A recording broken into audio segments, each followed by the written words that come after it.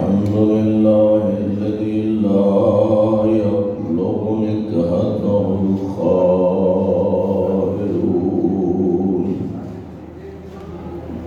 ولا يحصي نعماء العادون ولا يؤدي حقه المجتهدون الذي لا يدركه بعد الهمم ولا يناله أوصى الفتن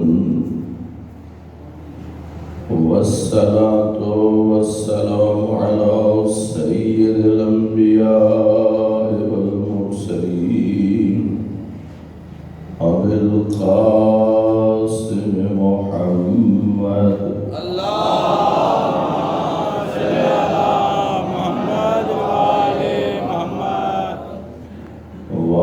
الطيبين الطاهرين المعصومين أما بعد فقد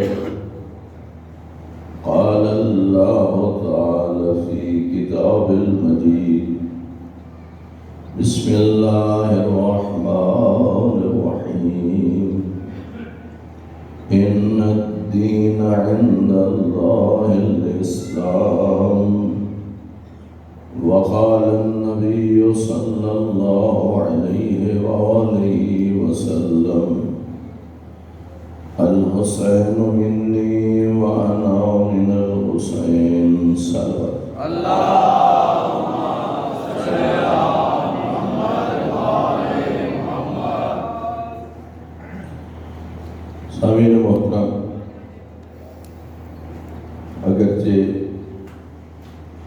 گرمی بھی ہے اور آپس بھی ہے اور پھر یہ آرام کا وقت ہے، لیکن اس کے باوجود آپ یہاں تشریف فرما ہیں. اس چیز کی وجہ میرے 5ویں امام حضرت امام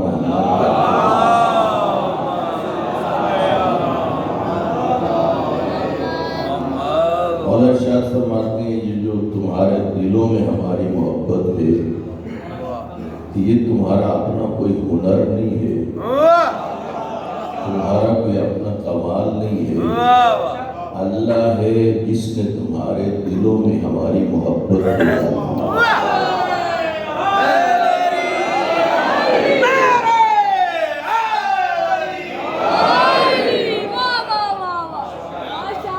اب ظاہر یہ آرام کا بھی وقت ہے تو ماشاءاللہ آپ جس محبت سے مجلس سماعت فرما رہے ہیں میرا بھی دل چاہتا ہے اسی حوالے سے گفتگو کروں.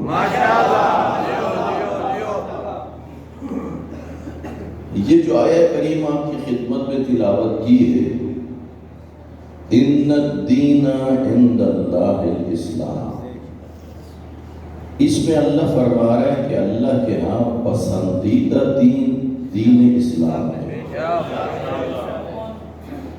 اور جتنے بھی انبیاء تشریف لائے سب کے سب دین اسلام کے ہی مروج تھے، دین اسلام کی ہی ترویج کرنے والے تھے تمام انبیاء. یہ جو دین اسلام ہے ہماری شیعہ تفاسیر میں سے ایک تفسیر ہے جس کا علمی حلقوں میں بڑا چرچا ہے، اس کا نام ہے تفسیر المیزان، جو آپ جانتے ہیں علمی حلقوں میں اس کی بڑی شہرت ہے. ان کے جو مصنف ہیں انہوں نے ظاہر جنہوں نے اتنی بڑی تفسیر لکھی ہے تو اس کا مطلب ہے کہ انہوں نے اسلام کو سمجھا، انہوں نے اسلام کو پڑھا. وہ لکھتے ہیں کہ میرے نزدیک اسلام 2 مراحل میں ہے. پہلا مرحلہ ہے جب اسلام وجود میں آیا، دوسرا مرحلہ ہے جب اسلام وجود میں آ گیا تو پھر اس کی بقا کا مسئلہ ہے. مثلاً آپ کوئی مسجد بنا رہے ہیں، عزاخانہ بنا رہے ہیں، کوئی مدرسہ بنا رہے ہیں تو جس دن اب بنیاد رکھیں گے وہ دن ہو جائے گا آغاز۔ اب 10 سال 20 سال 30 سال کے بعد جب وہ پائے تکمیل تک پہنچے گا تو آپ کہیں گے اب یہ ہمارا کام کیا ہو گیا ہے؟ مکمل ہو گیا، یہ معرض وجود میں آ گیا۔ پھر آپ سیکورٹی گارڈ رکھیں گے۔ اب آپ کو بنانے کی فکر نہیں ہے، بنے ہوئے کو بچانے کی فکر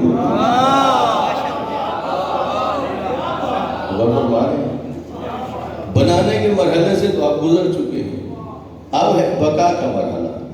اتنی محبت سے سن رہے ہیں تو سن لیجئے، اللہ کے رسول 23 سال اللہ کا پیغام پہنچاتے رہے۔ کتنا عرصہ؟ 13 سال سرزمین مکہ پر اور 10 سال کے سرزمین مدینہ پر، 23 سال جو پہنچاتے رہے۔ یہ جو واقعہ غدیر ہے یہ آپ کی اس عرصہ تبلیغ کے 23 سال میں سے 2 ڈھائی 3 ماہ کم، کیونکہ واقعہ غدیر کے بعد آپ کی 2 ڈھائی 3 ماہ کے بعد رحلت ہوئی۔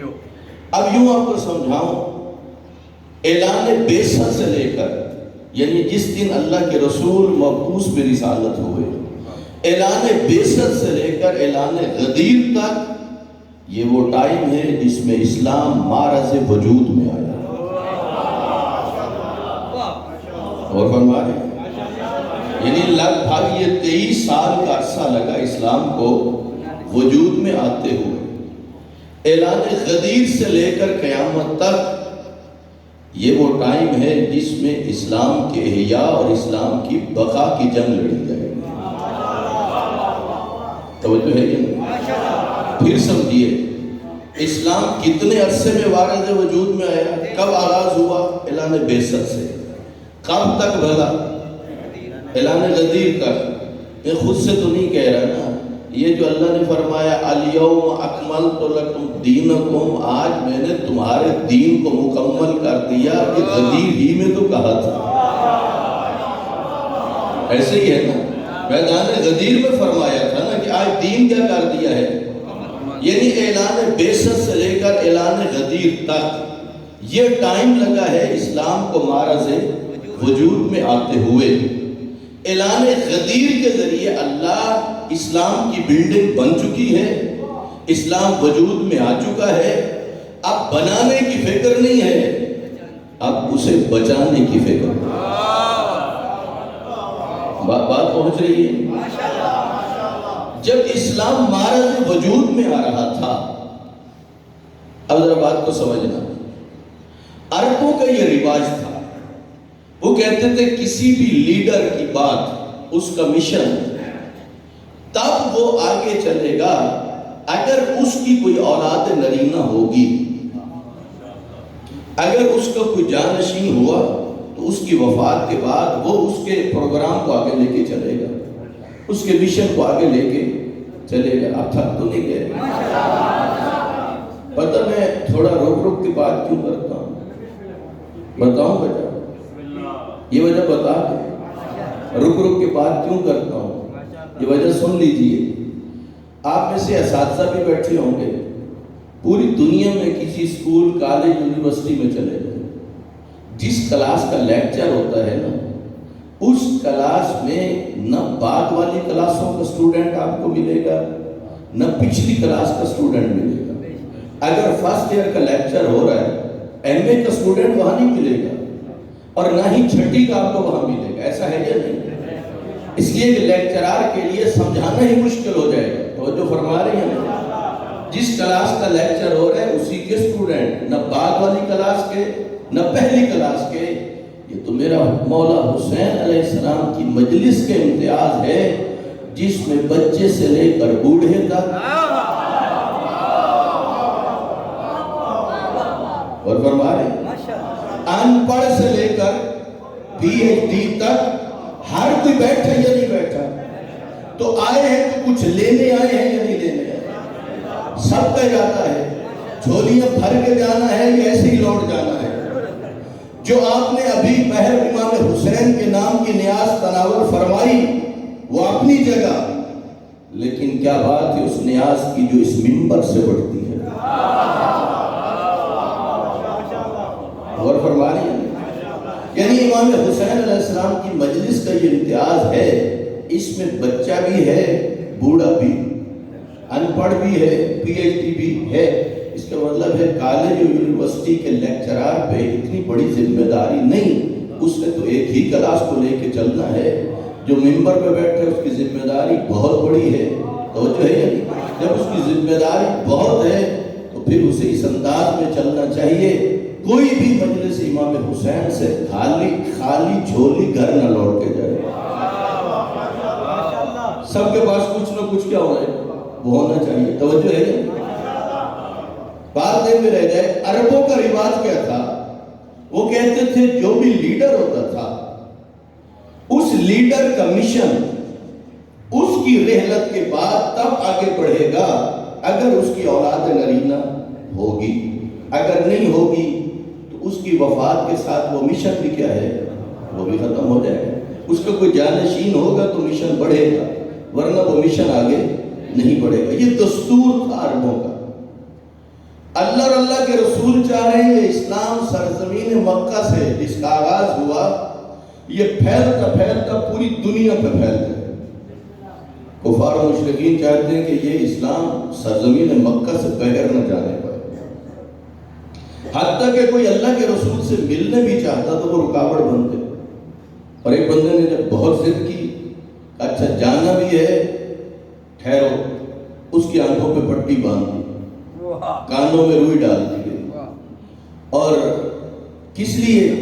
کیونکہ اللہ کے رسول دیوار کعبہ کے ساتھ تشریف فرما تھے، نہ اسے کچھ نظر آئے نہ یہ کچھ سن سکے، لیکن جب وہ طواف کعبہ کرنے لگا اس کی آنکھ کی تھوڑی سی پٹی ہٹی، اس کی نگاہ چہرہ نبوت پہ پڑی، اسے بڑا سرور آیا اور اس کے دل میں خیال پیدا ہوا جس کی صورت اتنی نورانی ہے اس کی آواز کتنی پیاری ہے۔ اب اس نے پٹی ہٹا دی اور انہیں ڈر ہوتا تھا جو ادھر گیا وہ پھر ہمارا نہیں ہوگا، وہ ادھر کا ہی ہو کے رہ جائے گا۔ وہ چاہے تو مسلسل اسلام نہ پھیلے، اور اللہ اور اللہ کا رسول کیا چاہ رہے ہیں؟ اسلام کیا کرے؟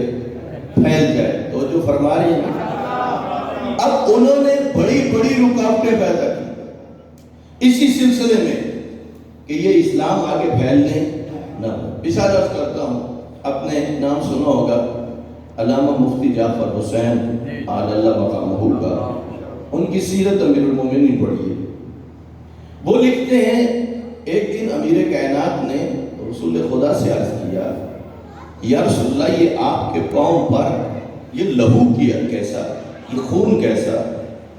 اس وقت 12-13 سال کا سن ہے امیر کائنات کا، بچپنا ہے۔ اللہ کے رسول نے کہا، یا علی میں اللہ کا پیغام پہنچانے کے لیے جاتا ہوں، یہ کافر و مشرک تو خود سامنے نہیں آتے، اپنے بچوں کو بھیجتے ہیں، وہ جھولیوں میں پتھر لے کے آتے ہیں، وہ مجھے مارتے، میں زخمی ہو جاتا ہوں۔ 12-13 سال کی عمر ہے ابو طالب کے لال کی۔ عرض کیا، یا رسول اللہ آپ جب اللہ کا پیغام پہنچانے کے لیے جانا تو اکیلے نہ جانا، مجھے بھی اپنے ساتھ لینا۔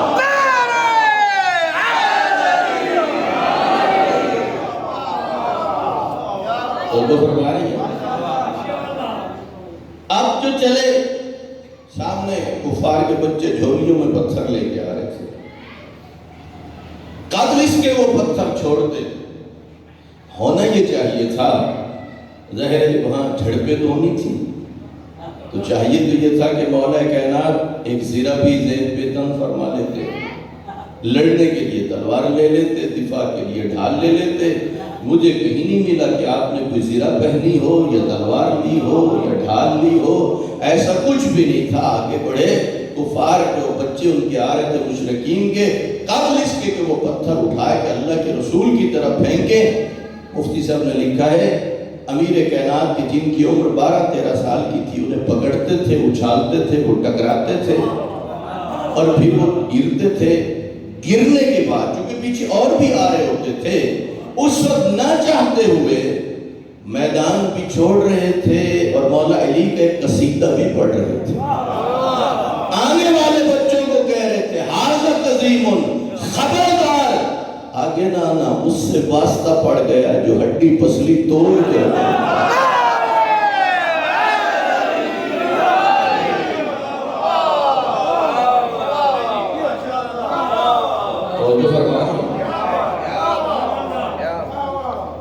نہ چاہتے ہوئے ہی امیر کائنات کا کیا پڑھ دیا؟ قصیدہ پڑھ دیا۔ آنے والے بچوں کو کہا کہ آگے نہیں پڑھنا۔ یعنی کفار مشرکین بچوں کے ذریعے پتھر دے کے کوشش کر رہے تھے کہ اللہ کے رسول اس دین کی ترویج نہ کریں۔ توجہ ہے؟ کبھی ان کی کوئی سازش ہو رہی ہے، کبھی ان کی کوئی سازش ہو رہی ہے، کبھی آ کے کہہ رہے ہیں اگر آپ چاہیں تو عرب کی تمام دولت کا ڈھیر لگا دیں، جس گھر سے رشتہ چاہیں دینے کے لیے تیار ہیں، اور اگر سردار بننا چاہیں تو بنانے کے لیے تیار ہیں، لیکن آپ ہمارے خداؤں کو کچھ نہ کہیں۔ اللہ کے رسول نے فرمایا اگر ایک ہاتھ پہ چاند اور دوسرے پہ سورج رکھا جائے تب بھی میں کلمہ حق کہنے سے پیچھے نہیں ہٹوں گا۔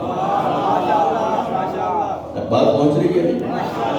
وہ مسلسل کوشش کر رہے تھے کہ یہ اسلام سرزمین مکہ سے آگے نہ پھیلنے پائے۔ اللہ اور اللہ کا رسول چاہ رہا ہے کہ یہ اسلام کیا ہو جائے، یہ پھیلے، وہ جو چاہتا ہوں۔ اب آس بن وائل، جیسے یہ ابو جہل نامی گرامی تھا، آس بن وائل یہ ایک میٹنگ میں بیٹھ کے اس وقت باقی لوگوں کو مبارک بھی دیتا ہے اور انہیں ایک تسلی کی بات بھی کرتا ہے۔ وہ کون سی؟ جب اللہ نے اپنے نبی سے ان کی اولاد نرینہ لے لی، نبی کے بیٹوں کا انتقال ہو گیا، میں نے تھوڑی دیر پہلے عرض کیا کہ عرب کیا سمجھتے تھے کہ کسی لیڈر اور راہبر اور رہنما کا تب ہی مشن آگے بڑھے گا اگر اس کی وفات کے بعد اس کی اولاد نرینہ ہوگی۔ اب وہ آپس میں بیٹھ رہے ہیں، بڑے بڑے حربے استعمال کیے، کامیاب نہیں ہوئے۔ اب آس بن وائل نے کہا پریشان نہ ہو، اب ان کی اولاد تو نہیں رہی۔ اس بات پہ ان ملائین نے مبارکیں بھی دی اور ایک جملہ کہا ان محمد عبد لا ولد لہ اذا مات انقطع ذکرہ۔ کہا اپنے لوگوں سے کہا پریشان نہیں ہونا، پر امید ہو جاؤ۔ کس بات پہ؟ کہا جب ان کا انتقال ہو گیا نا، ان کی اولاد تو ہے نہیں اور ان کا ذکر آگے بڑھانے والا بھی کوئی نہیں، تو لہٰذا ان کی وفات کے ساتھ ہی ان کا ذکر کیا ہو جائے گا؟ مٹ جائے گا، ختم ہو جائے گا۔ ان کے ذکر کے ختم ہونے کا کیا مطلب ہے؟ یعنی دین اسلام کا نام ہو نہیں رہے گا۔ بات پہنچ رہی ہے نہیں پہنچ رہی؟ یہی وہ کہہ رہے تھے نا کہ جب ان کا کوئی نائب ہی نہیں ہے تو کیسے آگے بڑھنے پائے گا؟ اللہ نے فرمایا میرا نبی اِنَّا أَعْطَيْنَاكَ الْكَوْثَرَ، تو ابتر نہیں رہے گا، تیرا دشمن ابتر رہے گا۔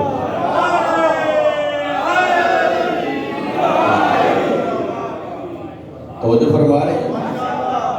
اسلام کس مرحلے میں سے گزر رہا ہے؟ توجہ چاہتا ہوں، کس مرحلے سے؟ ابھی مرحلہ وجود ہے۔ ایک بات کہہ دوں، 23 سال لگے اسلام کو وجود میں آنے میں، اعلان غدیر تک۔ اعلان غدیر کے بعد اسلام کی بقا کا مسئلہ ہے۔ آپ کی محبت کو دیکھ کے جملہ کہتا ہوں، ذمہ داری سے کہہ رہا ہوں، میرے مولا امیر المومنین وہ ہستی ہیں جنہیں اللہ نے اس وقت بھی حصہ دار بنا دیا جب اسلام وجود میں آ رہا تھا، اس وقت بھی حصہ دار بنا دیا جب اسلام کے بقا کی جنگ لڑی جا رہی تھی۔ توجہ فرما رہے ہیں؟ اور اس بات کی گواہی اللہ کے رسول نے دی، فرمایا ما قام ولا استقام الدین الا بسیف علی وما لخدیجۃ الکبریٰ۔ آپ میں سے بہت سارے حضرات یقیناً ایسے ہوں گے جنہوں نے اپنی زندگی میں کسی عزا خانے کو بنانے کی ذمہ داری لی ہوگی، کسی مدرسے کو بنانے کی، کسی یتیم خانے کو بنانے کی، کسی مسجد کو بنانے کی، عشرہ مجالس کروانے کی، خمسہ کروانے کی، ظہر مومنین ملتے ہیں اور مل کے پھر یہ کام ہوتے ہیں، اور جب وہ پائے تکمیل کو پہنچے تو پھر بتاتے ہیں کس کا حصہ کتنا ہے۔ اب اللہ کے رسول فرما رہے ہیں، وہ بتانا چاہتے ہیں کہ میں جو دین کی ترویج کر رہا تھا، اسلام معرض وجود میں آ رہا تھا، کس کا کتنا حصہ ہے۔ اللہ کے رسول فرما رہے ہیں ما قام ولا استقام الدین الا بسیف علی و مات خدیجۃ الکبریٰ، فرمایا دین مستحکم نہ ہوتا، اپنے پاؤں پہ کھڑا نہ ہوتا اگر ایک طرف علی کی تلوار نہ ہوتی، دوسری طرف خدیجۃ الکبریٰ کا مال نہ ہوتا۔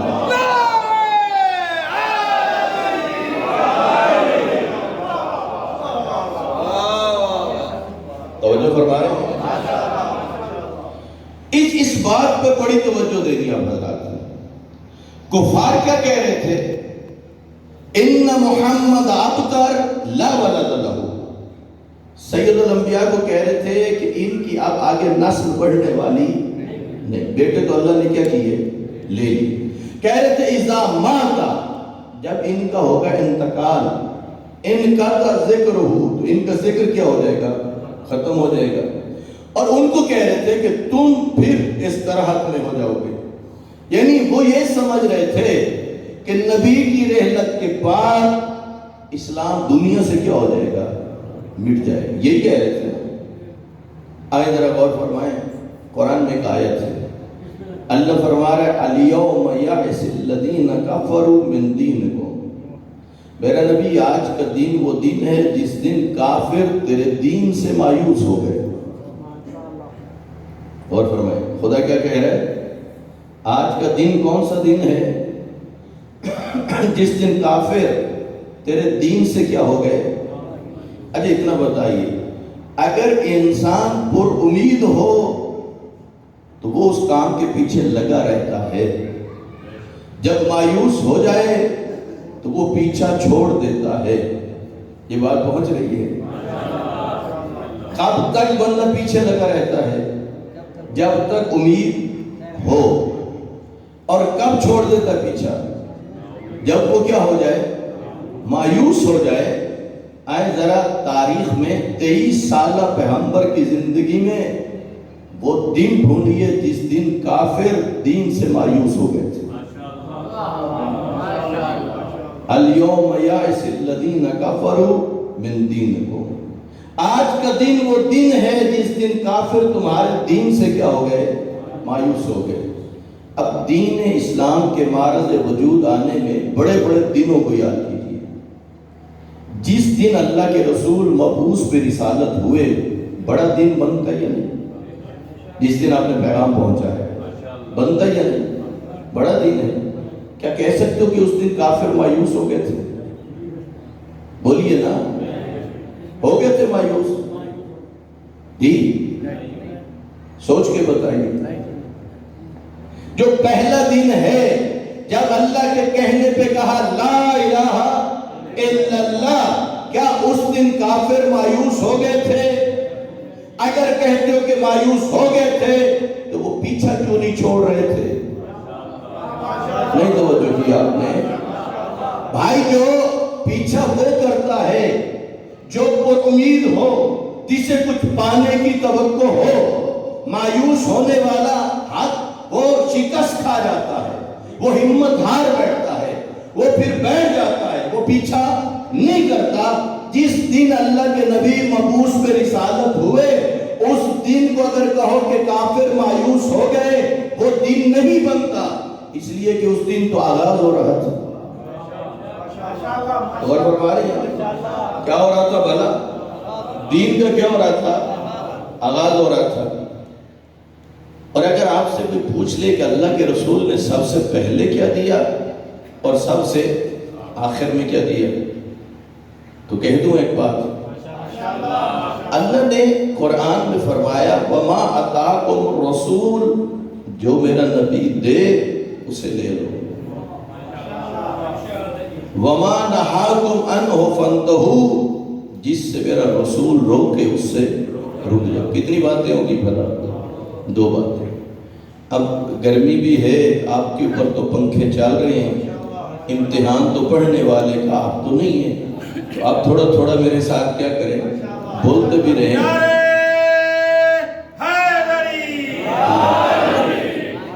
توجہ فرما رہے ہیں؟ اچھا میں تھوڑا سا آپ کا خرچہ کروانا چاہتا ہوں، کر لو گے؟ سب کر لیں گے؟ صرف 100 روپے کا خرچہ، دینا کسی کو کچھ نہیں۔ آپ 50 روپے والی 2 کاپیاں خرید لیں۔ کتنی ہیں؟ 2 کاپیاں، 50 روپے کی ایک اور 50 کی ایک کاپی کے اوپر لکھو وما آتاکم الرسول فخذوہ، اس کا ترجمہ بھی لکھ لو جو اللہ کا رسول دے اسے دے لو۔ دوسری کاپی پر لکھ لو وما نہاکم عنہ فانتہوا، جس سے رسول روکے اس سے کیا کرو؟ رک جاؤ۔ تو جو فرما رہے ہیں، اگر آپ خود صاحب مطالعہ ہیں تو کچھ وقت نکال لیجئے اور روزانہ تفسیر و حدیث سے دیکھیے 23 سال میں اللہ کے رسول نے جو کچھ دیا وہ اس کاپی پر لکھ لو، جس سے منع کیا اس کاپی پہ لکھ لو۔ اگر آپ کا اتنا اپنا مطالعہ نہیں ہے تو پھر کسی صاحب مطالعہ سے ٹائم لے لیجئے، کسی عالم سے ٹائم لے لیجئے، انہیں کہیے کہ اللہ روز قیامت پوچھ سکتا ہے 23 سال میں میرے نبی نے جو کچھ دیا تھا سنا، جس سے منع کیا تھا وہ بھی بتا۔ تو عمل تو بعد کی بات ہے، پہلے تو معلوم ہونا چاہیے نا۔ تو ایک کاپی پہ لکھتے جاؤ جو کچھ دیا، دوسرے پر لکھتے جاؤ جس چیز سے منع کیا، تو پھر آپ کو تجسس پیدا ہوگا سب سے پہلے کیا دیا، سب سے پہلے کس سے منع کیا، پھر کیا دیا، پھر کیا دیا، پھر کیا دیا، سب سے آخر میں کیا دیا۔ تو سن لیجئے، وہی اللہ جس نے اپنے نبی کے ذریعے یہ اعلان کروایا لا الہ الا اللہ، اس کلمے کے اندر 2 باتیں ہیں، ایک اس کاپی پر لکھنی ہے، ایک اس کاپی پہ لکھنی ہے۔ ادھر لکھنا ہے توحید کی دعوت دی جا رہی ہے، ادھر لکھنا ہے شرک سے منع کیا جا رہا ہے۔ پھر آپ نے بتانا ہے اللہ کے نبی نے کہا میں اللہ کا رسول ہوں، کبھی نماز کا حکم، کبھی روزے کو، کبھی زکوٰۃ کا حکم، کبھی جہاد کا حکم۔ دوسری کاپی پہ لکھنا ہے کبھی شراب کی حرمت، کبھی جھوٹ کی حرمت، کبھی غیبت کی حرمت۔ وہی دین جس کا آغاز اللہ کی توحید سے ہوا، اللہ نے اسی دین کی تکمیل ولایت علی سے فرمائی۔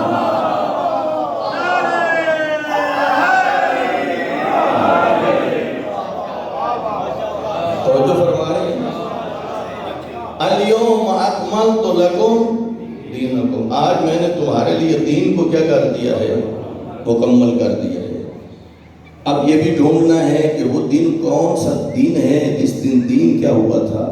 مکمل ہوا تھا۔ اور وہ دن بھی ڈھونڈنا ہے کہ جس دن کافر کیا ہو گئے تھے؟ مایوس ہو گئے تھے۔ بات پہنچ رہی ہے نہیں؟ دیکھیے آپ کا کوئی اگر مشن ہے، آپ ہیں پر امید، تو آپ اس کے پیچھے لگے رہیں گے۔ اگر ہوگے مایوس تو ہتھیار ڈال کے کیا کریں گے؟ بیٹھ جائیں گے۔ اللہ بتا رہا ہے الیوم، آج کا دن، یائس الذین کفروا من دینکم، آج کے دن میرا نبی کافر تیرے دین سے کیا ہو چکے ہیں؟ کیا مطلب؟ انہوں نے ہتھیار آج ڈال دیے، اس سے پہلے انہوں نے ہتھیار نہیں ڈالے، اب یہ تیرا پیچھا نہیں کریں گے۔ یہی الیوم تو ڈھونڈنا ہے، توجہ ہے یا نہیں؟ وہ کیا کہہ رہا تھا؟ کہہ رہا تھا جب نبی دنیا سے جائیں گے تو ان کا مشن کیا ہو جائے گا؟ ختم۔ دین کیا ہو جائے گا؟ ختم۔ وہ یہی کہہ رہے تھے نا۔ اب تھوڑی الیوم، روز بیست بڑا دن ہے، لیکن اس دن کافر مایوس نہیں ہوئے۔ جس دن مسلمان اللہ اور اللہ کے رسول سے حبشہ کی طرف ہجرت کر رہے تھے، اس دن بھی کافر مایوس نہیں ہوئے۔ اگر مایوس ہوتے تو نجاشی بادشاہ کے پاس جا کے نہ کہتے کہ انہیں ہمارے حوالے کرو، انہوں نے ہمارے آباء و اجداد کے دین کو چھوڑ دیا ہے، ہم انہیں واپس لے کے جائیں گے، انہیں سزائیں دیں گے۔ اس کا مطلب ہے ابھی تک بھی وہ مایوس نہیں ہوئے۔ آئیے، اور دن کون سا بڑا دن ہے جب اللہ کے رسول ہجرت کر رہے تھے؟ وہ بڑا دن تھا یا نہیں تھا؟ اور ہجرت کب ہوئی بھلا؟ رات کے وقت۔ کیا اس وقت کافر مایوس ہو گئے تھے؟ بولیے نا۔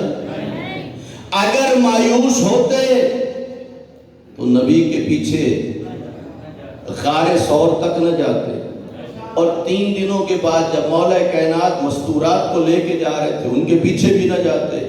اس کا مطلب ہے اس رات بھی وہ مایوس نہیں ہوئے، اور جب مولا کائنات کے پیچھے آئے نا، امام نے تلوار کی نوک سے ایک لائن کھینچ دی، فرمانے لگے خبردار اگر کسی میں ہمت ہے تو اس لائن کو کراس کر کے دیکھو۔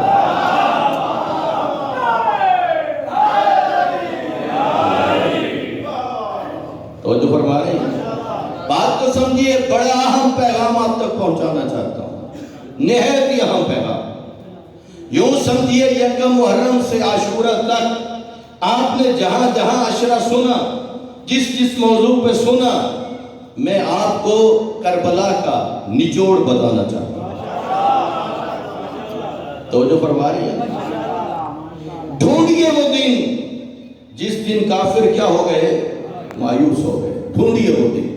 پھر کہہ رہا ہوں آپ کو ساتھ ملانے کے لیے، وہی انسان اپنے کام کے پیچھے بھاگتا ہے جو پر امید ہوتا ہے، جی وہ کوشش کرتا ہے، جو مایوس ہوتا ہے وہ ہتھیار ڈال دیتا ہے۔ اچھا یہی جو شب ہجرت تھی، اس میں ہوا کیا بھلا؟ مختلف قبائل کے جنگجو ننگی تلواریں لے کے اللہ کے رسول کے گھر کا محاصرہ کیے ہوئے تھے، اور انہوں نے آپس میں یہ طے کیا اگر کوئی ایک قبیلہ حملہ کرے تو بنو ہاشم آسانی سے انتقام لیں گے، لہذا مختلف قبائل سے جنگجو اکٹھے کرو، اگر ہاشمی لڑیں گے بھی صحیح تو ادھر سارے قبائل مقابلے میں آ جائیں گے۔ ادھر سے اللہ نے فرمایا میرا نبی تیری جان ہے خطرے میں، اپنے بھائی علی سے کہو آپ کے بستر پہ سو جائیں اور آپ یہاں سے چلے جائیں۔ اب سامعین محترم، اللہ کے رسول نے کہا یا علی میری جان ہے خطرے میں، آپ میرے بستر پہ سو جائیں۔ مولا نے اتنا پوچھا، وہی ہستی کی جو ساری رات اللہ کی عبادت کرتی، اتنا پوچھا یا رسول اللہ کیا میرے سونے سے آپ کی جان بچ جائے گی؟ آپ نے فرمایا ہاں۔ علی مولا بھی بستر پہ نہیں گئے، پہلے سجدے میں گئے۔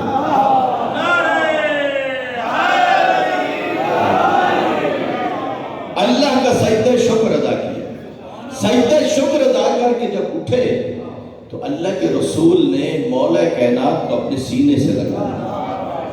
منتل اعمال میں لکھا ہے اللہ کے رسول کے آنسو جاری ہو گئے، رخساروں پر بہنے لگے۔ کس بات پہ؟ کہ علی کو دشمنوں کے درمیان چھوڑ کے جا رہے ہیں۔ اب جب اللہ کے رسول نے باہر جانا ہے نا، اگر انہیں نظر آ جائے تو وہ تو حملہ کر دیں گے، اب کچھ ایسا ہونا چاہیے کہ وہ حملہ نہ کرے۔ یہی منتل اعمال اب پڑھ لیں، جس کا ترجمہ علامہ صفدر حسین نجفی صاحب نے کیا ہے، اور شیخ عباس قمی نے یہ لکھی کتاب، اور ترجمہ ہونے کے بعد احسن المقال اس کا نام ہے۔ اس میں لکھا ہے کچھ آیتوں کی تلاوت کی اور ایک مٹھی تراب مٹی اٹھائی، وہ اٹھا کے اچھال دی تھی طرح، دو کام کی، آیتوں کی تلاوت اور ایک مٹھی بھر کے تراب کی اچھال دی۔ اب انہیں کچھ نظر نہیں آ رہا تھا، اللہ کے رسول چلے گئے۔ پتہ ہے انہیں اپنی طاقت پہ بڑا گھمنڈ تھا، افراد میں وہ زیادہ، دولت میں وہ زیادہ، طاقت میں وہ زیادہ۔ شاید اس کی حکمت یہ ہو کہ اللہ کے رسول نے ایک مٹھی بھر تراب اٹھا کے جب ان کی طرف اچھالی تو انہیں یہ سمجھانا چاہتے ہو اپنی طاقت پہ ناز نہ کرو، گھمنڈ نہ کرو، تمہاری حالت تو یہ ہے تم ایک مٹھی بھر تراب کا مقابلہ کرنے کی طاقت نہیں رکھتے، جسے سلا کے جا رہا ہوں وہ عقل تراب ہے۔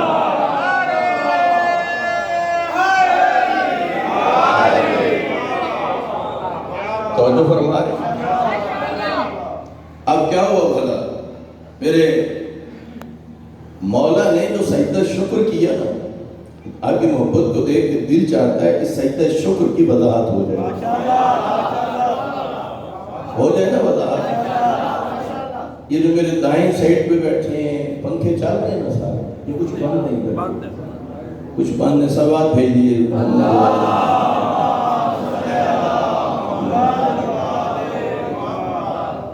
آپ کو دیکھیے یہاں بیٹھنے سے روحانی غذائیں ملتی ہیں، مانوی غذائیں ملتی ہیں۔ اب جو روحانی اور مانوی غذا لینے کے لیے تیار ہے تو میں پہنچاؤں؟ سب کا ارادہ ہے. آپ نے جو سجدہ شکر کیا علماء نے اس کی وضاحت کی. کہا مولا کائنات کا سجدہ شکر اس حوالے سے تھا گویا آپ اللہ کی بارگاہ میں یہ کہہ رہے تھے پروردگارہ اگر تو مجھے حکم نہ بھی دیتا تو قادر مطلق ہے اور ہزار طریقوں سے اپنے نبی کی جان بچا سکتا تھا. اے اللہ علی اس لیے تیرا سجدہ شکر ادا کرتا ہے تو نے سارے طریقے چھوڑ کے علی کو نبی کا فدیہ کرا دیا.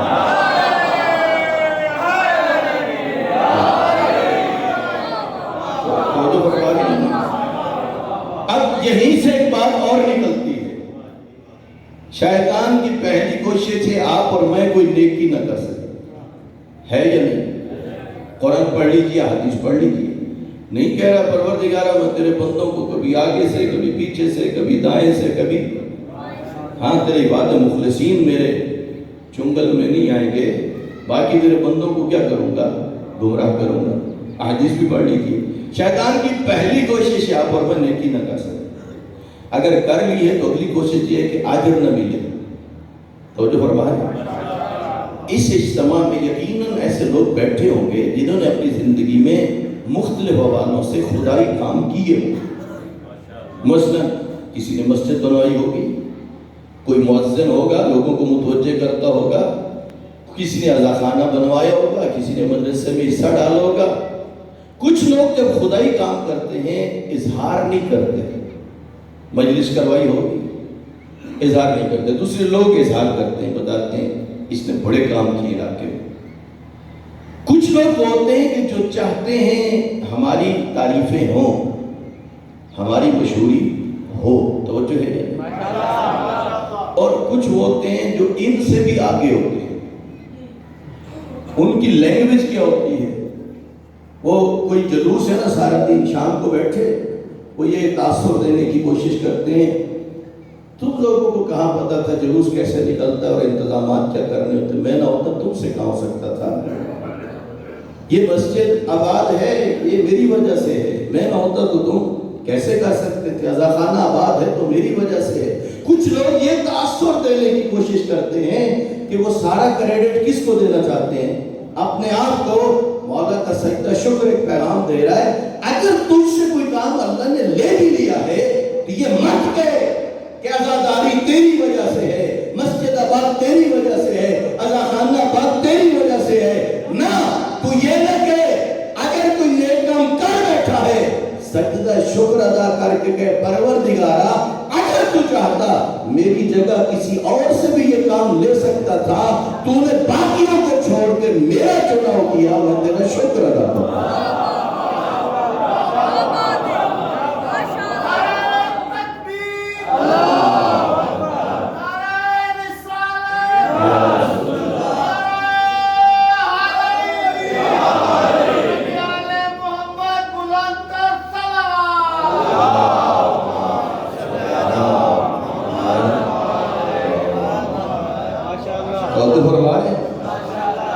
اللہ کا کیا کرنا چاہیے, شکر ادا کرنا چاہیے. پروردگارہ تو کسی اور سے بھی تو کام لے سکتا تھا.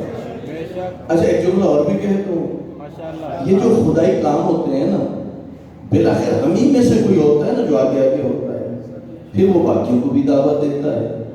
بعض لوگ شریک نہیں ہوتے. ایک بات ذہن میں رکھنا, خدائی کام جب خلوص سے شروع ہو نا وہ رکنے نہیں پاتے. تو جو ہے ہاں مشکلات آتی ہیں, ایسا نہیں ہے کہ نہیں آتی, لیکن خلوص سے شروع ہونے والے خدائی کام دیر بھی ہو سکتی ہے تاخیر بھی ہو سکتی ہے, رکنے نہیں پاتے. جو شریک نہیں ہو رہا نا, حصہ نہیں ملا رہا, اس کے لیے کہہ رہا ہوں یہ ڈر نہیں ہے کہ خدائی کام رک جائے گا, ڈر یہ ہے تو بخل کرے گا تیری جگہ کوئی اور نہ لے لے.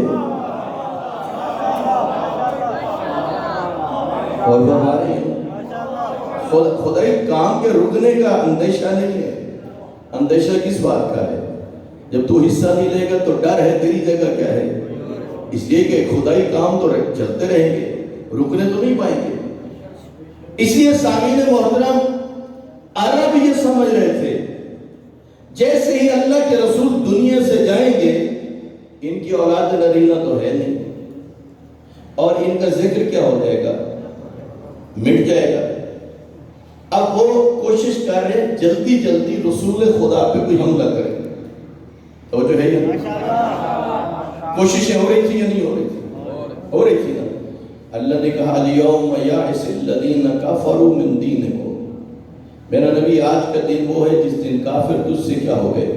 مایوس ہو گئے، یعنی انہوں نے ہتھیار ڈال دیا، اب وہ پیچھا نہیں کریں گے۔ کیا اعلان بعثت کو ہم کہہ سکتے ہیں کہ اس دن کافر مایوس ہوئے؟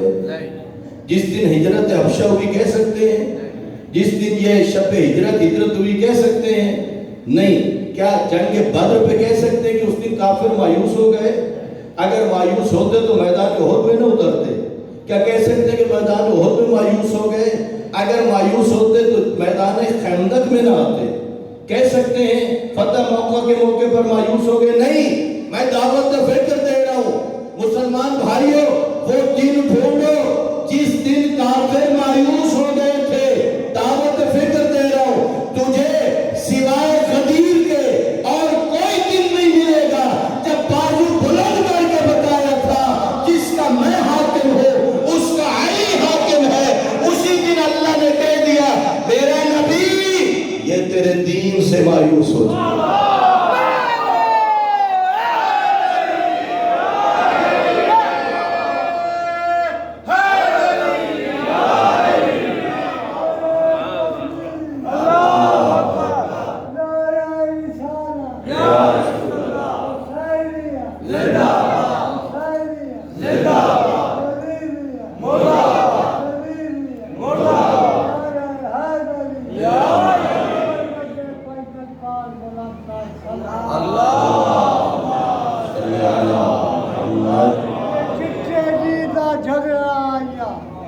کوئی ہوٹل والا کوئی نہیں، کھمبے گا دیر میدان میں اور بھیا کادا اولا کوئی نہیں۔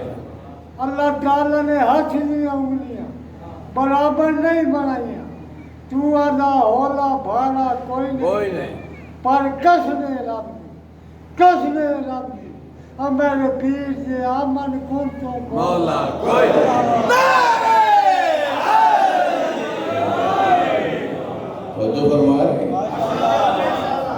یہ جو میں نے بات کہی نا، اللہ نے کہا آج کافر تیرے دین سے کیا ہو گئے، تبھی تو بے شک ہمارے بزرگ عمر رسیدہ ہیں، جذبہ جوان ہے، اور آپ نے دیکھ لیا۔ توجہ ہے یا نہیں؟ عمر کے اعتبار سے بوڑھا ہونا اور ہے، میں اتنا کہوں گا بوڑھا بھی عشق ولایت میں جوان ہی نظر آتا۔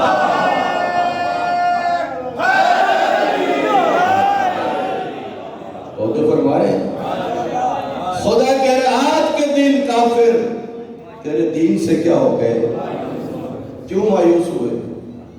وہ امید لگا کے بیٹھے تھے ان کی رحلت کے بعد، ان کی اولاد نرینہ تو ہے نہیں، ان کا جب دنیا سے انتقال ہوگا تو ان کا مشن بھی کوئی آگے لے کے جانے والا، اور اللہ نے مولا علی کا ہاتھ بلند کر کے بتایا کہ میرے مشن کا بڑھانے والا ہے علی۔ اور یہ نہیں کہا فقط علی، کہا علی اور علی کے 11 بیٹے، اور جو ہے یہ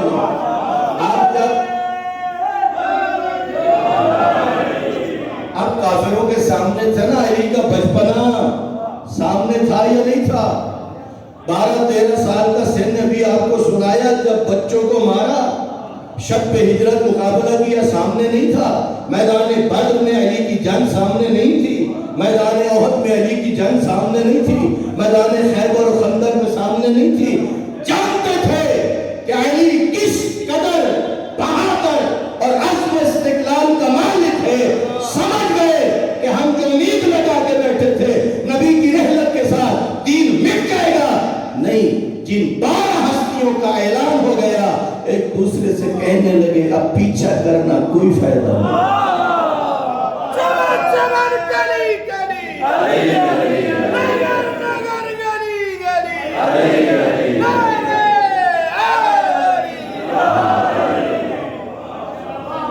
توجہ فرما رہے ہیں؟ کافر کیا ہو گئے؟ بولیے کیا ہو گئے؟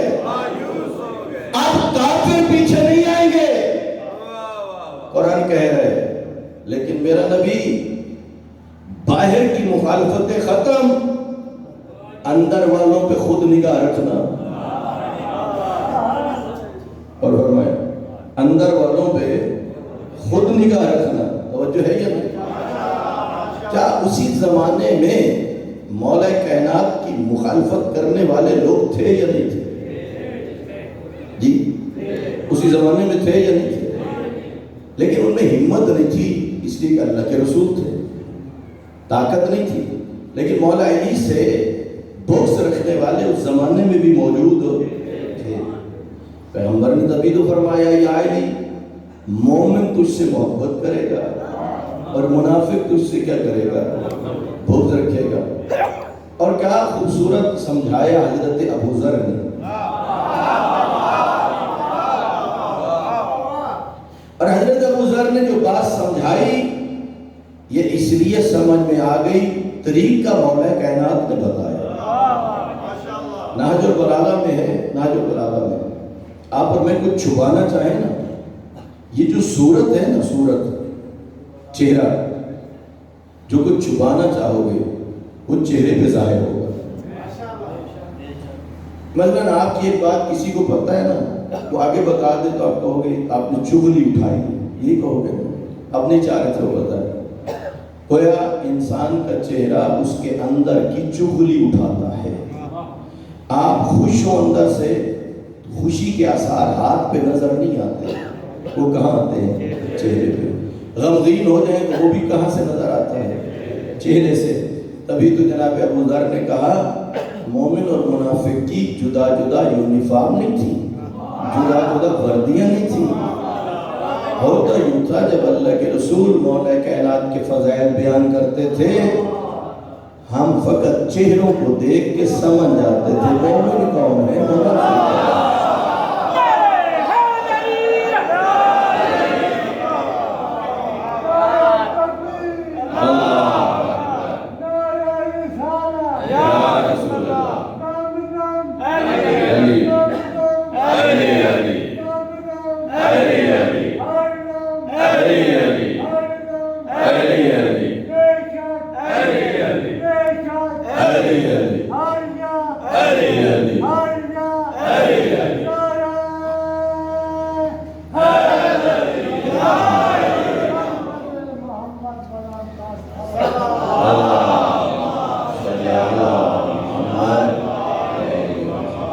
بات پہنچ رہی ہے؟ میدان غدیر میں کیا ہوا؟ اللہ سلسلہ ہدایت کو نہیں روکنا چاہتا، ذریعہ ہدایت کو بدلنا چاہتا ہے۔ پہلے ہدایت کا ذریعہ ہے سلسلہ نبوت، سرکار دو عالم کے بعد کوئی نبی نہیں ہوگا، آپ اللہ کے آخری نبی۔ اب سلسلہ ہدایت کے لیے اللہ نے جو متبادل انتظام دیا اسے کہا جاتا ہے سلسلہ امامت و ولایت۔ پہلا سلسلہ کیا ہے؟ سلسلہ نبوت۔ اچھا یہ بھی تو ضروری ہے نا کہ عقیدہ ختم نبوت پر ایمان ہونا چاہیے، ضروری ہے یا نہیں؟ ضروری ہے نا کہ ایمان رکھا جائے کہ اللہ کے نبی کے بعد کوئی اور نبی نہیں۔ خاتم الانبیاء کون ہے؟ رسول اکرم، آپ اللہ کے آخری نبی ہیں۔ اگر مسلمان بھائی غور فرمائے تو یہ مشکل بڑی آسانی سے حل ہو سکتی ہے۔ اتنا کہتا ہوں جو بھی عقیدہ ختم نبوت پر ایمان رکھنا چاہتا ہے وہ اعلان غدیر پر ایمان لے آئے، عقیدہ ختم نبوت خود کو خود ثابت۔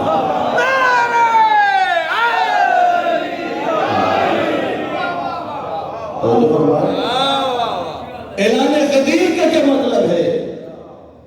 کہ اب سلسلہ نبوت ختم، اب کون سا سلسلہ شروع ہو رہا ہے؟ سلسلہ ایمان۔ شریعت بناتا ہے وہ خدا، دیتا ہے اپنے نبی کو۔ نبی کہلاتا ہے صاحب شریعت اور امام ہوتا ہے محافظ شریعت۔ اچھا آپ کی کسی عزیز پر کوئی بڑی ذمہ داری آ رہی ہو تو ماں باپ عموماً دعا کرتے ہیں میرا اللہ نبی والے نبی کے صدقے میرے بچے کو ہمت دینا، طاقت دینا، یہ نبھا سکے۔ یہ جو اعلان ولایت ہوا نا، اس کے ذریعے مولا کائنات کے کاندھوں پہ بڑی ذمہ داری آ گئی جب بڑی ذمہ داری آئی تو دعا کرنے والی کوئی عام ہستی نہیں، سید الانبیاء تھے۔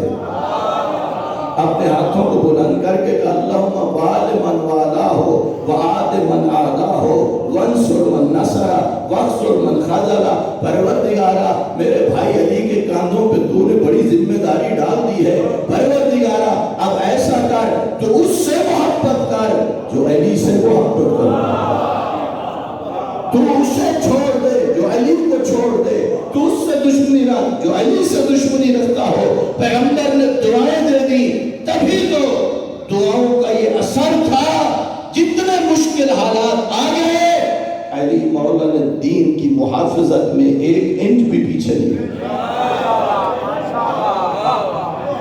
اور تو فرما رہے ہیں اعلان بعثت سے اعلان غدیر تک یہ ٹائم کس پہ خرچ ہوا بھلا؟ یہ ٹائم خرچ ہوا ہے اسلام معرض وجود میں آیا۔ اعلان غدیر سے آگے کون سا مرحلہ بھلا ہے؟ اسلام کی بقا۔ جب معرض وجود میں آ رہا تھا تب بھی دشمن تھے، جب مسئلہ بقا ہے تو تب بھی کیا ہے؟ دشمن ہیں۔ اور آپ کے فروع دین آپ کو یہ کہتے ہیں تمہارا دین 2 باتوں پر استوار ہوگا، ایک تولا اور دوسرا کیا ہوگا؟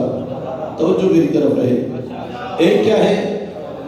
تولا کا کیا مطلب ہے؟ نبی والے نبی سے کیا کرو؟ محبت۔ تبرک کا کیا مطلب ہے؟ جو ان کے دشمن ہیں ان کے ساتھ تمہارا کوئی تعلق نہیں ہونا چاہیے۔ اور ایک جملہ کہہ دوں، دنیا بڑی ترقی کر چکی ہے، بڑے جدید میزائل آ چکے ہیں، اور جب ایک ملک سے دوسرے ملک کو تباہ کرنے کے لیے میزائل چھوڑا جاتا ہے تو ادھر سے اینٹی میزائل جو چھوڑا جاتا ہے جو اسے راستے میں گرا دیتا ہے، نشانے تک نہیں پہنچنے دیتا، یعنی میزائل کا توڑ موجود ہے۔ دنیا اتنی ترقی کر گئی ہے، لیکن غور کرنا موالی کے منہ سے نکلی ہوئی لعنت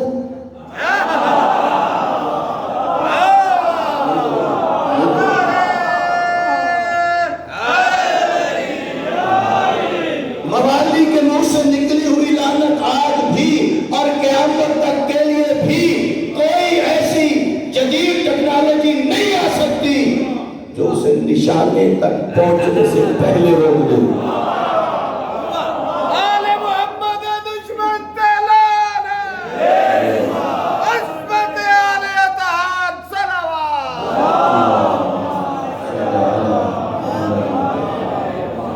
کہتے ہو نا السلام علیکہ ایوہا نبی و رحمت اللہ وبرکاتہ، نبی پہ سلام بھیجتے ہیں تو سلام پہنچتا ہے یا نہیں؟ پہنچتا ہے نا۔ السلام علیکہ یا ابا عبداللہ حسین، نماز کے بعد زیارت پڑھتے ہو، اب جس طرح بھی پہنچتا ہے اللہ بہتر جانتا ہے، پہنچتا تو ہے نا۔ تو پھر ذہن میں رکھیے جس طرح سلام پہنچتا ہے اسی طرح لعنت بھی پہنچتی ہے۔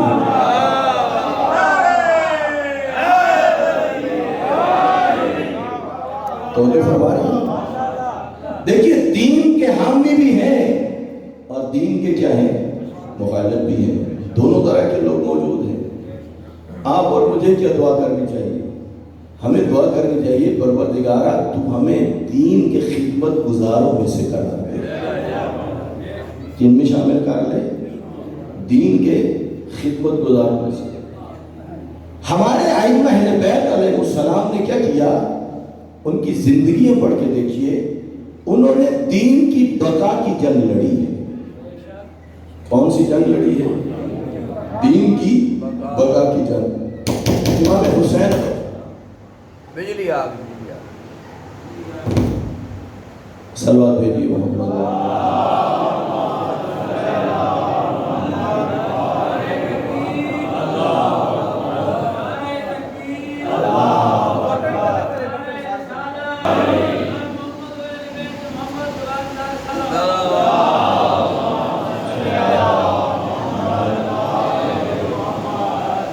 بات پہنچ رہی ہے۔ ہمارے بہت بڑے مرجع تقلید ہیں آغا وحید خراسانی حافظ اللہ، جو زندہ ہے خدا عمر کا فرمایا۔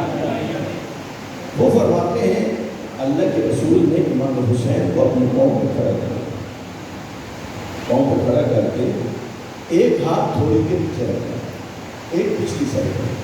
اس طرح جب امام حسین ہوئے آپ نے لبوں کو امام حسین کے لبوں کو رکھنے کے بعد کہا آج حسین منی حسین مجھ سے ہے اور میں کس سے ہوں. حسین سے بات سمجھ لی ہے. حسین مجھ سے ہے اور میں خدا اس سے محبت کرے گا جو میرے حسین سے محبت. اللہ کے رسول نے بتایا نا, بہت سارے لوگوں کو پہلا حصہ سمجھ میں آیا کہ نواسہ نانے سے ہوتا ہے, دوسرا حصہ سمجھ میں نہیں آیا. یہ کب سمجھ میں آیا؟ جب یزید کہہ رہا تھا لعبت بنو ہاشم بالملک فلا جاء ملک ولا وحی نزل. یزید کہہ رہا تھا کوئی وحی نہیں اتری, کوئی فرشتہ نہیں اترا, یہ تو بنو ہاشم نے اپنی حکومت کے لیے کہا. اب جب یزید یہ بات کر رہا تھا, در حقیقت وہ رسول خدا صلی اللہ علیہ وسلم کی بات کو جھٹلا رہا تھا. کس نے فرمایا تھا کہ میرے اوپر فرشتہ اترتا ہے؟ اللہ کے رسول. کس نے فرمایا میرے اوپر وحی اترتی ہے؟ اللہ کے رسول نے. تو پھر اب بات کو سمجھنا ہے, کفار کیا چاہ رہے تھے کہ دین پھیلے یا نہ پھیلے؟ جی, اور اللہ اور اللہ کے رسول کیا چاہ رہے تھے؟ دین پھیلے. وہ چاہ رہے تھے نبی کی رحلت کے بعد یہ ذکر مٹ جائے. یزید کی باتیں کفار و مشرکین کی باتوں کو عملی شکل دے رہی تھی. امام حسین نے اٹھ کے کہا نہیں یزید نہیں, میں حسین جو موجود ہوں. تو دین کے راستے میں رکاوٹیں ڈالتا ہے, میں حسین کسی دین کو زندہ رکھوں. اب جب نکلے نا امام, اب لوگوں کی آنکھیں کھل گئی. اب پتہ چل رہا تھا کہ یہ جو پیغمبر نے فرمایا وَأَنَا مِنَ الْحُسَيْن, میں کس سے ہوں؟ میں حسین سے. جو بیٹھو نا حاجی, ایک جملہ عرض کرتا ہوں, جب تک انسان مکہ اور مدینہ نہ گیا ہو, زیارات پہ نہ گیا ہو, اس کی بڑی حسرت ہوگی. اب وہ وقت آئے گا جب میں اللہ کا گھر دیکھوں گا, نبی کا روضہ دیکھوں گا, کربلا جاؤں گا. حسرت ہوتی ہے. جب حسرت پوری ہو جائے, مدینے پہنچ جائے, چند دن وہاں رہتے ہیں, میرے وہ کارواں کہتا ہے اب یہاں سے نکلنے کا ٹائم ہو گیا. وہ بسوں پہ آ کے بیٹھ جائے. مدینے میں سڑکوں پہ موڑ ہے, ڈرائیوروں نے بسیں چلا دی ہیں سڑکوں کے موڑوں کے پاس, لیکن جو یہاں حاجی بیٹھے ہو نا, اس وقت حاجی کی گردن ادھر مڑتی ہے ادھر گنبد خضرا ہے. آنکھیں برس رہی ہوتی ہیں, دل ڈوب رہا ہوتا ہے, اور زبان پہ یہی بات ہے کہ اللہ کا رسول تیرا روضہ چھوڑوں تو کیسے چھوڑوں, تیرا شہر چھوڑوں تو کیسے چھوڑوں. اے مسلمان مجھے انصاف سے بتا, تو نے اللہ کے رسول کو دیکھا نہیں, اللہ کے رسول کی محبت کو نہیں پایا, تیرے لیے مدینہ چھوڑنا مشکل ہو گیا. انصاف سے بتا, جو گود میں پلتا رہا اس نے آسانی سے مدینہ چھوڑا.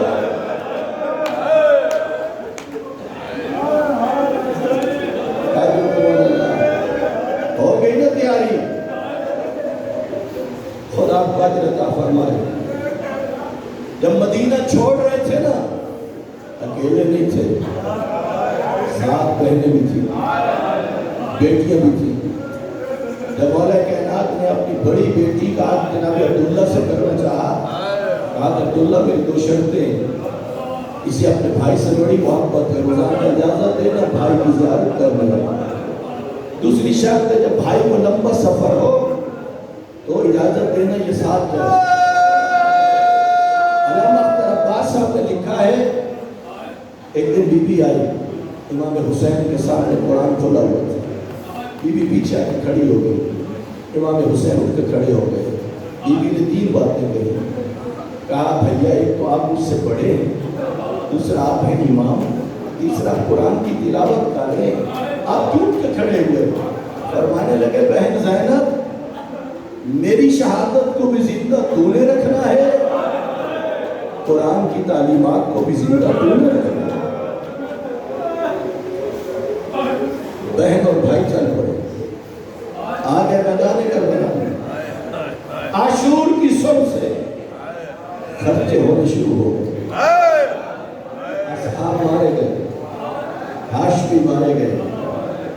پھر وہ وقت بھی آ گیا جب خیمے کے باہر کھڑے تھے لاشوں کے درمیان کہہ رہے تھے یا ابطال الصفا و یا فرسان الحلا، او میرے شاہ سوارو، او میرے جنگلو، میں تمہیں بلاتا ہوں تم مجھے آواز نہیں دیتے، تم مجھے جواب نہیں دیتے۔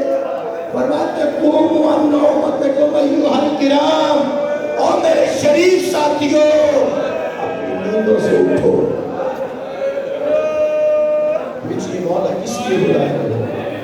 اس لیے کہ آپ پیاسے کوئی آ کے پانی پلائے، یا اس لیے کہ کوئی آ کے آپ کو راہوار پہ سوار کرے؟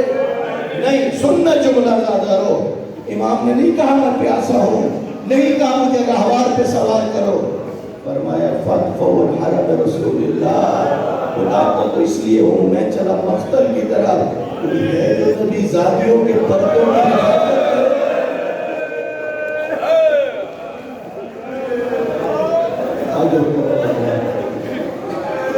پھر وہ وقت بھی آیا جب خدا کی بارگاہ میں سجدہ کر رہے تھے، ظالم آگے بڑھتے تھے، امام حسین کے چہرے میں کسی کو نبی کا چہرہ نظر آیا، وہ خوف زدوں کے پیچھے ہٹتا اور ایک دوسرے سے پوچھتے تھے پتہ نہیں زندہ یا نہیں۔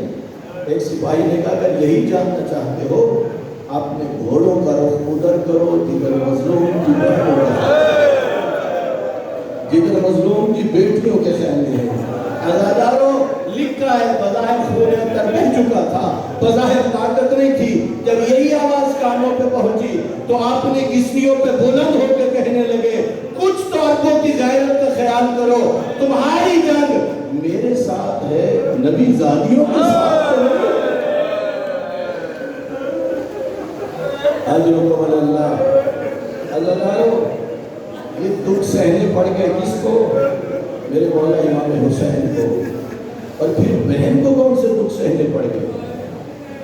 بہن کے لیے پہلا دکھ یہی تھا، جب جا رہی تھی نا اور اپنے بھائی کے نقشہ پہ پہنچے، سر تن کے ساتھ موجود نہیں، بی بی کا دکھ بڑھ گیا اور پوچھنے لگی انت اخی حسین، میرا بھائی حسین میرا ماں جائے حسین تو، اور روتے ہوئے کہا دکھ اور پڑتا گیا یا جد صلی علیک ملیکۃ السماء وہذا حسین مرمل بالدماء ومقطع الاعضاء، نانا آ کے دیکھنا تیرا حسین ہے جس کا خون خاک میں مل چکا ہے اور جس کے بدن کے ٹکڑے ٹکڑے ہو چکے ہیں۔ عزاداروں ذرا سننا یہ جملہ، یہ وہی مشکل گھڑی ہے جس میں وہ بچی اپنے بابا سے لپٹ گئی جو بابا کے سینے پر سونے کی عادت تھی، کٹی ہوئی رگوں کو چومتی بھی تھی اور اپنے دکھ بھری داستان بھی سناتی تھی، اور اسی طرح روتے روتے نیند آ گئی۔ عالم رویا ہے، میرے مولا کہنے لگے بیٹی جب جانا میرے شیعوں کو پیغام پہنچا۔ کون سا پیغام؟ یا شیعتی ما ان شرطتم معاذ بن حفظ، او ہمارے شیعوں جب بھی ٹھنڈا پانی پینے میرے پیاس کوئی لگ اور سمیتم میں غریب و شہید فاندبونی، اور جب کسی شہید کا ذکر سننا، غریب وطن کا ذکر سننا، میرے اوپر نطبہ کرنا۔ عزاداروں ایک مرتبہ عزادار روتا ہے، آنسو رخساروں پہ ہوتے ہیں، آواز نہیں ہوتی، علماء کہتے ہیں نطبے کا مطلب یہ ہے کہ روتے ہوئے آوازیں بلند ہو جائیں، چیخیں بلند ہو جائیں۔ شاید اس کی حکمت یہ ہو چونکہ ہماری مجلس فقط عزاخانے میں نہیں ہوتی، چوکوں پہ بھی ہوتی ہے، میدانوں میں بھی ہوتی ہے، سڑکوں پر بھی ہوتی ہے۔ بلند آواز سے جب روئے گا نا گزرنے والا کسی عزادار سے پوچھ سکتا ہے کہ کیوں اونچی آواز میں روتا ہے، تیرا کیا نقصان ہوا ہے؟ تجھے اہل بیت کے مسائل بیان کرنے کا موقع مل جائے گا، وہ پھر پوچھے کہ ان پر مسائل کیوں آئے، تجھے ان کے مشن کے بیان کرنے کا موقع مل جائے گا۔ اے عزاداروں امام نے یہ پھر دو باتیں کہی نا، تیسری بات کہی بیٹی میرے عزاداروں سے کہنا کاش تم کربلا میں ہوتے، وہ منظر اپنی آنکھوں سے دیکھتے جب میں طفل صغیر کو اٹھا کر۔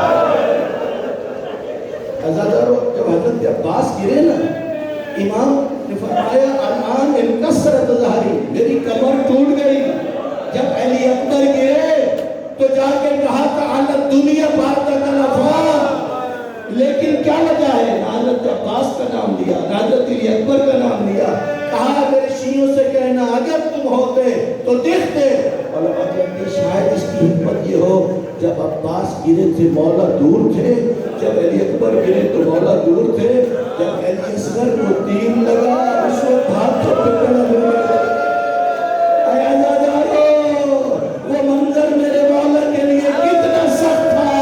اور جب ہاتھوں پہ اتنا کہتا ہو، واقعہ کربلا کے بعد، رہائی کے بعد امام سجاد کے سامنے کوفے سے شخص آتا ہے اور پوچھ رہے تھے اتنا بتا کیا حرملہ ابھی تک زندہ ہے؟ بڑا سال ہوا تھا اس نے میں مجاہد یہ قربانیاں دے کے اہل بیت نے دین خدا کو بچا لیا. اب بات سمجھ میں آ گئی. وَأَنَا مِنَ الْحُسَيْنِ، میں کس سے ہوں؟ حسین سے ہوں. حسین نے خرچے کر کے دین کو بھی زندہ رکھا، نانے کے مشن کو بھی زندہ رکھا.